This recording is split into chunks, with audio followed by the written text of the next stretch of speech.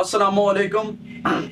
जैसा कि हम पहले फ्रीडम इंटीग्रल इक्वेशन और वोल्टेरा इंटीग्रल इक्वेशन मतलब जो इंटीग्रल इक्वेशन थी हमने उसकी टाइप्स के बारे में पढ़ा था।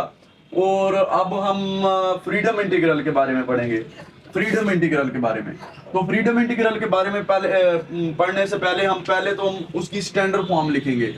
स्टैंडर्ड फॉर्म, तो स्टैंडर्ड फॉर्म कुछ इस तरह से होती है। Phi of x u of x is equal to f of x plus lambda integration alpha x beta x, यहाँ पे kernel of x t u of t dt। ये हमारे पास एक स्टैंडर्ड इक्वेशन होती है जिसमें हम इस इक्वेशन को, इसको हम कर्नल कहते हैं। ये उसकी लिमिट्स होती हैं, अल्फा और बीटा इंटीग्रेशन की लिमिट्स होती हैं। तो यहाँ पे हम जो होता है वो फ्रीडम इंटीग्रल इक्वेशन कैसे बनाते हैं, तो मुख्तलिफ इसकी इस इक्वेशन से हम स्टैंडर्ड फॉर्म से हम इसकी बहुत सारी टाइप्स निकालेंगे। पहले तो ये है कि ये फ्रीडम कैसे बनेगी। ये फ्रीडम जो होती है और जो वोल्टेरा होती है वो डिपेंडेंट होती है उसकी लिमिट्स के ऊपर। लिमिट्स से पहुंचने से पहले सबसे पहले तो हमें ये पता होना चाहिए, जब हमारे पास फाई ऑफ एक्स, जब हमारे पास phi of x is equal to 0 हो जाएगा, जब हमारे पास phi of x is equal to 0 हो जाएगा, तो हम इसको कहेंगे कि ये फर्स्ट काइंड है। और उसके बाद अगर यहाँ पे लिमिट्स जो होंगी वो हमारे पास अगर वेरिएबल की फॉर्म में होंगी या इनमें से कोई एक लिमिट जो होगी वेरिएबल होगी तो उसको हम वोल्टेरा कहेंगे। अगर दोनों में से दोनों जो हैं वो जो होगी वो अगर कांस्टेंट में होगी, कांस्टेंट फॉर्म में होगी, तो हम उसे जो होगा वो फ्रीडम कहेंगे। या उसको ऐसे भी कह सकते हैं, मैं अगर यूं लिखता हूं कि फाई ऑफ एक्स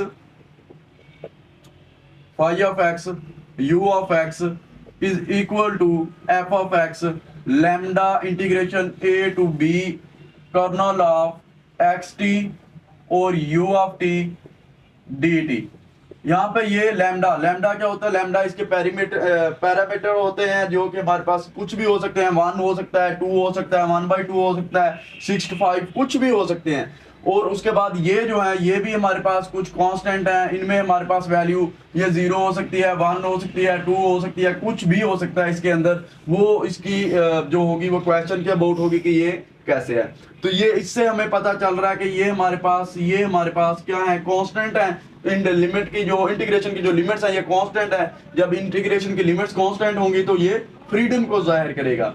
उसके बाद अगर फर्स्ट काइंड की बात करें तो जब u ऑफ x, जब f ऑफ x हमारे पास 0 हो जाएगा तो ये इक्वेशन बन जाएगी हमारे पास f of x plus lambda integration a to b k of xt और u ऑफ t dt। तो ये क्या होगी? ये हमारे पास ये एक इक्वेशन होगी। तो ये इक्वेशन जो होगी इसको हम कहेंगे freedom integral equation of first kind is called freedom integral equation of first kind.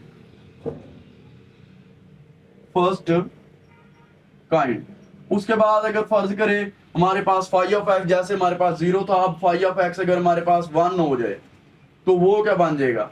वो बन जाएगा second kind of freedom integral equation. तो अगर 1 पुट करेंगे यहाँ पे तो वो बन जाएगा हमारे पास u of x is equal to f of x plus lambda integration a to b kernel of xt u of t dt। तो ये क्या बन गया? इस called,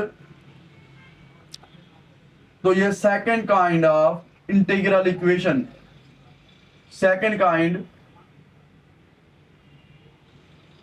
kind of freedom integral equation.